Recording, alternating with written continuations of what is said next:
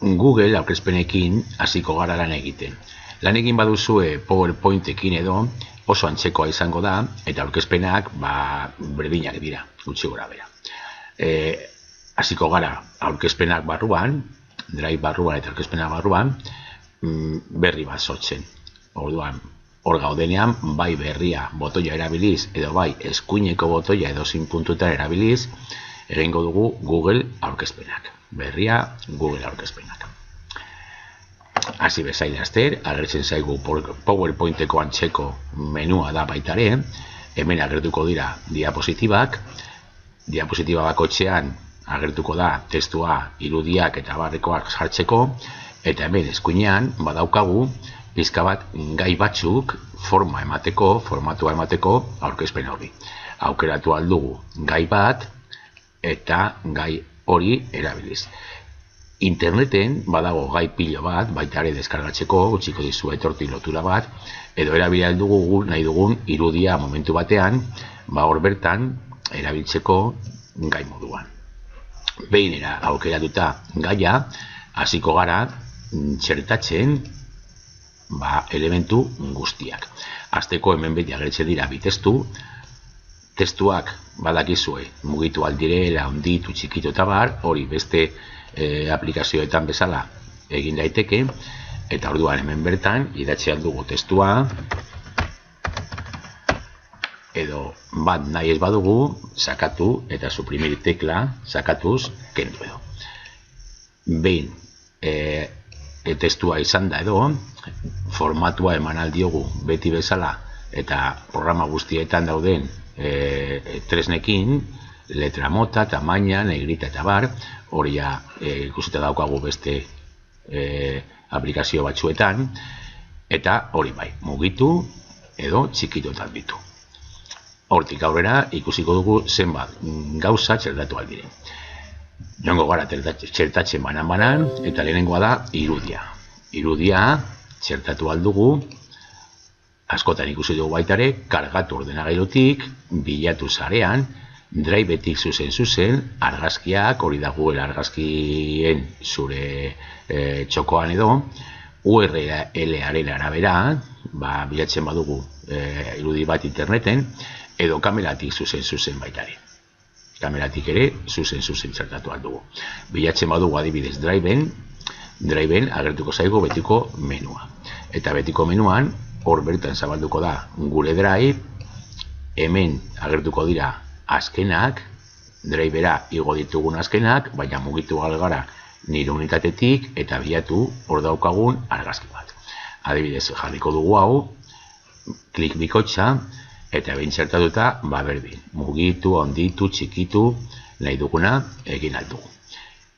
Jarrituko dugu testo kuadroa. Testo kuadroa da badaukagu bat eginda, baina beste bat jarri nahi badugu, klik egin, zabaldu eta barruan idatzi. Besterik ez dauka. Gero formatua eta bareman. Noski, beti formatua emateko aukeratuta egon behar da testu hori. Eta testu zati bat aukeratu nahi badugu, zaguarekin, klik egin eta arrastratuz, hartuko dugu zati bat, zati hori bakarrik moldatzeko. Jarrituko dugu txertatzen eta audio bat zertatu aldugu, txiko dugu pizka bat, gero jartzeko. Bideoan, baditu aukera batzuk. YouTubeen bilatu zuzen, sakatzen badugu bilatzeko, eta jartzen badugu adibidez, Barakaldo hori buruzko bideo batzuk agertuko dira, eta egin behar dugun gauza bakarra da nahi duguna aukeratu eta hautatu. URL-aren arabera, berdin, sakatuko dugu, hemen itxatzi URL-a eta jazta. Eta Google Drivetik, Google Driven ditugun bideoak agertuko dira, eta berdin, hortik bertatik, aukeratu bat dugu bideo bat, eta txertatu barruan. Berdin, bideoarekin, tamaina moldatu aldugu, edo nahi ditugun aldaketak, eta formatua eman aldiogu. Zaharretuko dugu, urrengoa da forma. Formetan, badaukagu forma pilo bat, forma laukiak eta barrekoak, geziak, bidaltze markak eta ekuazioak. Matematika ikurrak edo. Forma bat, sakatzen badugu adibidez eta jartzen badugu, hemen bertan, baita ere bideoetan eta besteetan, hemen bertan badaukagu aukera handitzeko eta txikitzeko beti bezala, baina biratzeko baita ere. Jartzen bagara puntu horretan, goiko puntuan, biratu aldugu eta jarri nahi dugun moduan. Ondoa ere aldatu aldugu, hemen badaukagu forma aukerak, tamaina eta biraketa, biratu aldugu nahi dugun moduan, hemendik oso zehatz, kokapena, non egongo den kokatuta, koordenadak ematen jarri aldugu, baina normalena kokapena da, eskuz egitea eta hobeto. Testu doikuntza, nola gertuko den testua hor barruan, itzal paraleloa, nahi badugu itzal bat atzetik, eta eman aldiogu kolore bat itzalari, eta gardentasuna, angelua, aukeratu dugu.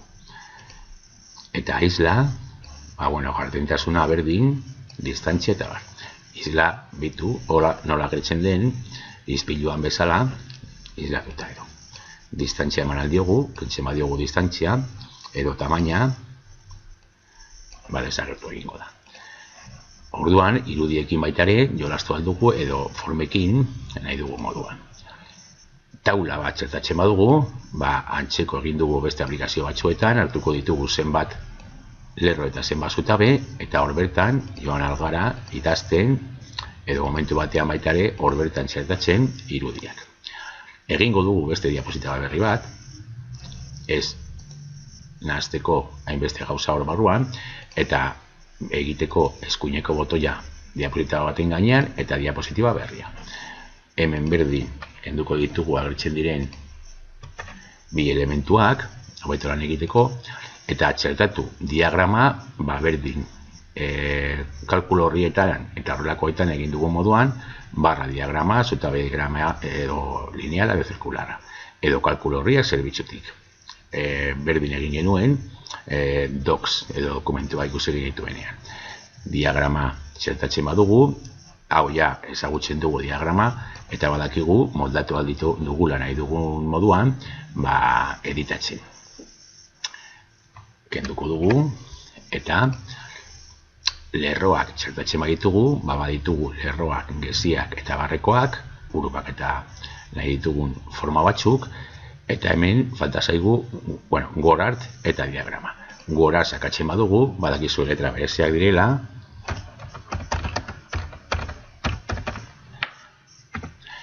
letra horiek ondo daude, hori, izenburua jartzeko eta horrelakoak, berdin, jolastu aldugu berarekin tamaina moldatzen, kolorea ematen, eta hemendik begiratzen baduzue, esango dira beste aukera batzuk izango dituzue. Letra mota eta bar. Izenburuak egiteko aukera ona izan daiteke.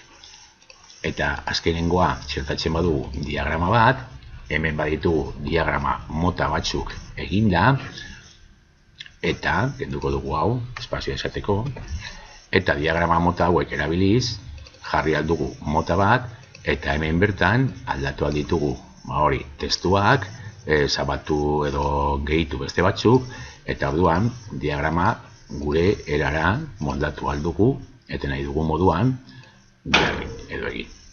Hemen biratu dut, txartu gelditzen da, deseginko dut.